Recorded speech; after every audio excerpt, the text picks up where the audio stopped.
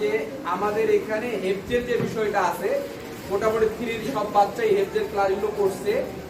তো আর মনে হয় লাম শাখাতে 3-4টা সূরা বাকি আছে, আর আলিফ শাখাতে মনে হয় আলিফ শাখাতে 3-4টা, লাম শাখাতে 6টার কথা বললেন হুজুর।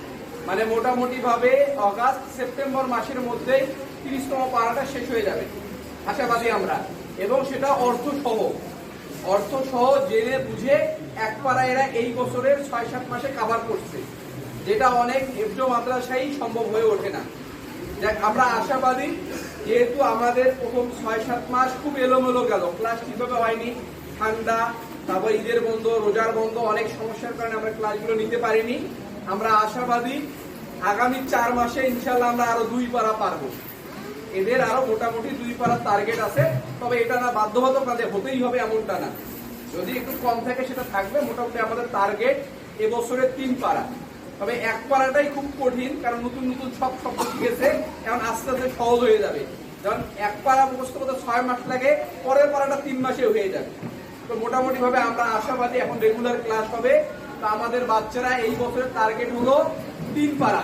এটা আপনারা সব গার্ডিয়ানরা জেনে রাখেন যে এই বছরের টার্গেট 3 পারা। তো যতটুকু হয় সে বাকিটা দেখা যাবে, এটা একটা বিষয়।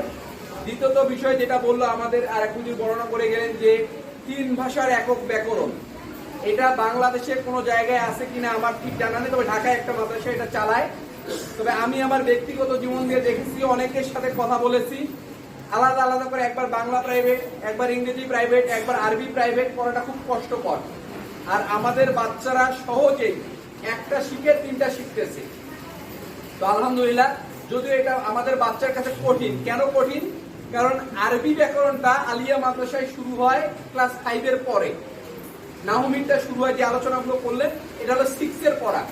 যারা মাদ্রাসা লাইনে আলিয়া মাদ্রাসায় পড়েছেন, হেদায়াতুন নাহু বা নাহুমি শুরু হয় ক্লাস 6 এ। ওই পড়াটা আপনার 3 বাচ্চা পড়তেছে। যেমন আমি নিজে দাখিল পাস করেছি, আমি অনেক কিছু হরফে ইল্লত আমি জানতাম না। বাংলায় যেটাকে বলা হয় স্বরবর্ণ, ইংলিশে বলা হয় ভাওয়েল, আরবিতে বলা হয় হরফে ইল্লত, আমি জানতাম না। তো আমাদের বাচ্চা আলহামদুলিল্লাহ 3 ভাষার ব্যাকরণে যদিও দুর্বল, কারণ বিষয়টা একেবারেই নতুন, তারপরেও দক্ষ হয়ে উঠতেছে। আর বাংলা, ইংরেজি, গণিত, বিজ্ঞান, এই কয়েকটা বিষয় আমরা পুরোপুরি আমরা বৃত্তির আঙ্গিকে এখন পড়াচ্ছি। বৃত্তির যে ওদের যে টেস্ট পেপারটা হাতে আছে, এই টেস্ট পেপারটা পড়লেই বৃত্তি পাবে, এর বাইরে কোনো কোশ্চেন বৃত্তিতে আসবে না। আমরা এই জন্য স্টেপ নিয়েছি, ওটা আগে শেষ করব, তারপরে দেখা যাবে ওদের বাংলা বইটাও পড়বো, বৃত্তি গাইডও পড়বে, ইংরেজি বইও পড়বে, বৃত্তি গাইডও পড়বে, তারপর গণিত বইও পড়বে, বৃত্তি গাইডও পড়বে। একসাথে বইও পড়তে হবে, গাইডও পড়তে হবে। যেমন অনেক প্রতিষ্ঠানে বৃত্তির জন্য আলাদা করে শুধু গাইডটাই পড়াচ্ছে, বই